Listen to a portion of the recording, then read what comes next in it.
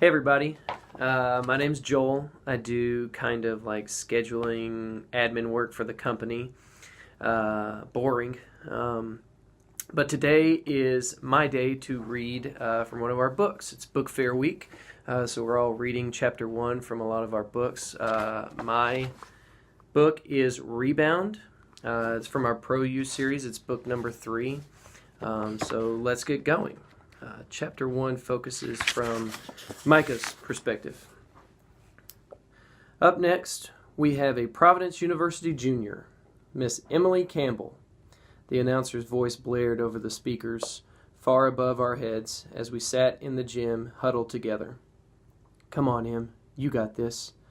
I sat up tall and scanned the far side of the room for Jacob Wright, my best friend and president of our fraternity at Providence. Him and Emily had given in and started something that looked like lustful dating. I could only hope that he didn't fuck things up. I'd hate to have to move from being a good guy to beating his ass endlessly over her. She was like a sister to me. She reminded me too much of Lindsay, my own sister, not to be. Move over. Jacob bounded up the stairs and dropped down next to me, the smile on his face causing one to lift my lips as well. He was in love.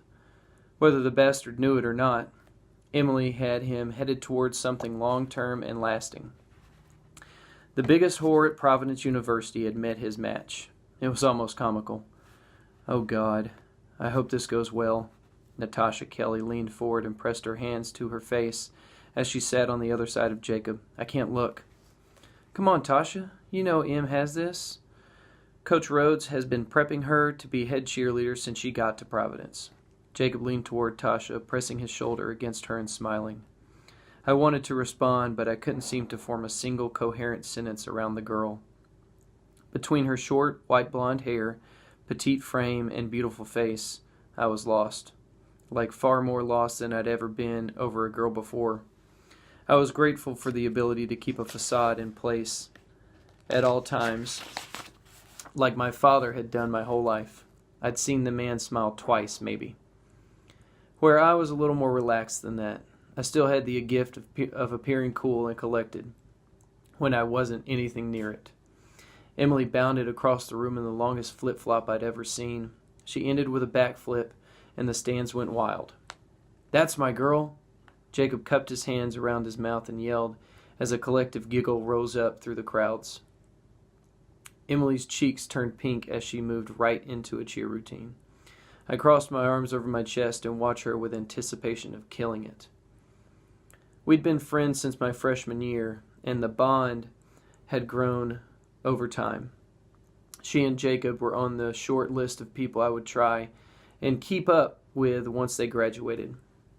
I had one more year after everyone left, but it would go fast, or so I hoped. Of course, the pretty girl sitting on Jacob's left was at the top of the list as well. Seeing that we hadn't spoken more than 15 words to each other over the last few years, I figured my chances of getting to know her were slim. It was a good thing Emily was trying to set us up. She was the only one that might be capable of talking to Natasha. She was the only one capable of talking Natasha from her shell. I wanted to better understand why the beautiful girl kept to herself in the first place. She had a story to tell, and damn if I didn't want to be the front and center when she told it. Yes! Jacob jumped to his feet as the crowd stood up and exploded in accolades for Em. I got up and clapped loudly before whistling through my fingers for her. A louder whistle resounded to my left, and I glanced over to find Tasha smiling over at me. Show off, I mumbled and winked at her before turning back toward Emily. We sat down, and a few moments later, they announced that Emily would be head cheerleader for our senior season. The place erupted, and I moved down off the stands and stood near the back of the room as everyone crowded in. I couldn't have been more happy for her and Jacob, but I sure as hell wished I had someone beside me to enjoy the moment with. You going to the foam party tonight? Natasha's voice was hard, tough, much like her. I glanced around to find her standing just behind me, with her arms crossed over her chest. The look on her face said she could care less if I was going and was just trying to be nice and make conversation. Yeah, I figured I would go slide around the floor a little. It'll give Jacob something to give me hell about later. He needs a new subject matter anyway. I gave her a cheeky grin and turned back toward Emily and Jacob. I'm surprised she let him talk her into anything. She moved up beside me, and the smell of her shampoo rolled through my senses. I tried hard not to breathe in and make it obvious that I was into her. He's a smooth cat, I'll give him that. He's a whore, but I guess everyone deserves a chance, at least one. She shrugged and walked past me to move up into the crowd. That included me. I slapped my hands into my jean pockets and turned to walk out into the late afternoon. The party would be fun later that night, and hopefully Emily wouldn't let her unsocial roommate get away with not coming. I was looking far too forward to seeing her again. You did what? I glanced over at Jacob as we rode up to the Jolly Fox together later that night. Emily was out celebrating with Aubrey Moore and some of her other friends, from what Jacob said, so us guys were on our own. I paid for her cheerleading stuff for the next year. He shrugged and ran his fingers through his dark brown hair. The 5 o'clock shadow dusting his face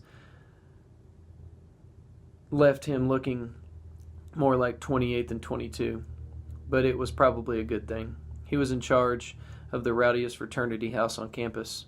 How I ended up at Omega was still a mystery, but I helped to maintain order and balance, so it worked. What about your own cost for summer soccer league? I love that you helped her out, but what about your stuff? It's covered. Coach gave me a scholarship to get through it. He shook his head. It's crazy how you set out to help someone you care about, and the fucking universe gives you that shit back. I rolled my eyes. I'm not sure how to respond to that. Then don't. He pulled into the parking lot of the club just off campus and turned off the engine. You gonna let your balls drop tonight? Meaning, I unbuckled and got out of his truck. Meaning that you need to man up and ask Natasha out. I saw the way she was hanging around you earlier. Don't play coy. That shit isn't fitting, bro. And you know it. True. I rolled my shoulders and walked to the door. If she's here, I'll see if she's up for grabbing a movie sometime. You want me to set you guys up? You know you're shy. You'll never ask her to a movie. Don't play that shit. He snorted and patted my chest before walking into the loudness of the club. Fuck you too. I walked in behind him and stopped short of the foam machine across the room. It blew white foam onto the dance floor.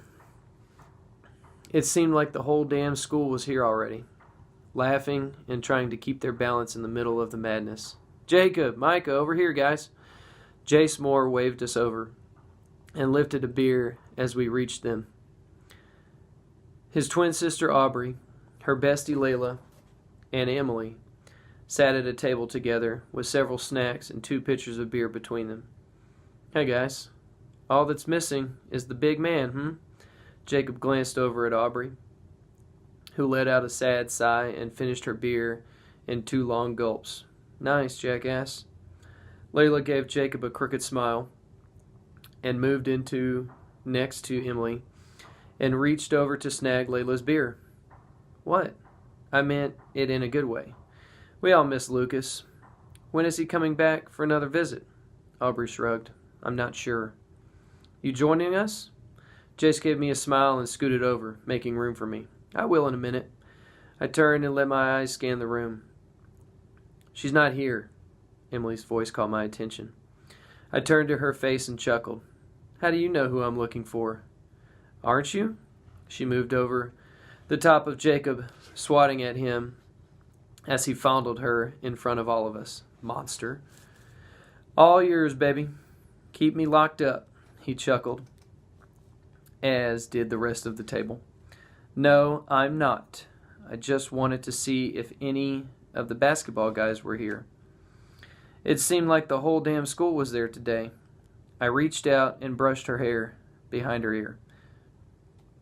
You did great. I'm so super proud of you. She moved into my arms, and I stiffened for her a minute at the fear that Jacob might think something was up with us. He knew that M had a special place in my heart. But jealous alpha male bastards were a dime a dozen, and my best friend was no exception to the rule. Thanks for your support and for being cool with me, Jacob. She moved back, but kept her little arms around my waist.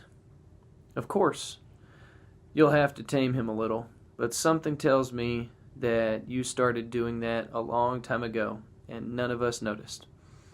She smiled. Yeah, there's a story behind all of this. There always is.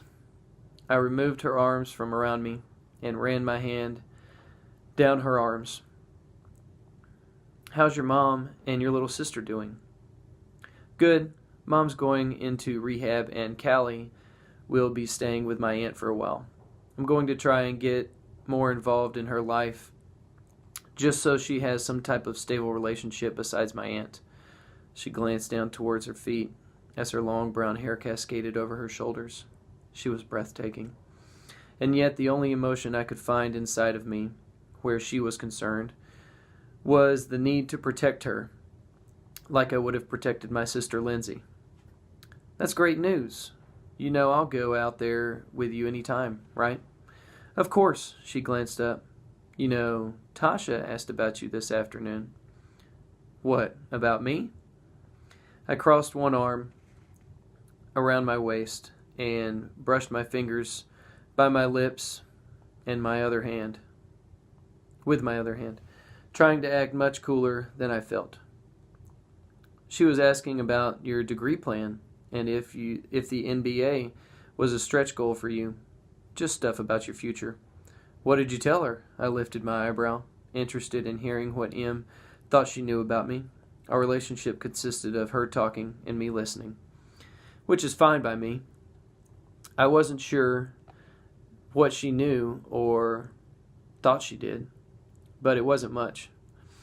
To ask her yourself, she winked, before turning back to the table and crawling into Jacob's arms. I'll be back. I'm going to the restroom.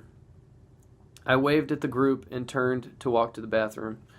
I stepped into the floor and tried to avoid the foam, but with the people bouncing all around me, I lost my balance. Fuck! I stumbled as my feet slipped out from beneath me and I launched forward. Pain radiated through my wrist as I smacked it on a nearby chair, but it died as I hit the floor beneath me. My head slammed into the hard marble floor, and the world went dim. Micah? Micah? I blinked a few times and I lifted my good hand, mumbling that I was fine before I passed out. It's all of chapter 1. Thanks for joining me. Hope you enjoyed it. Hope my drowning tone wasn't too much. I'm glad I don't do audiobooks for a living, but love my job. And as they say, like, subscribe, share, comment, all that great stuff. Thanks for joining us, guys. Bye.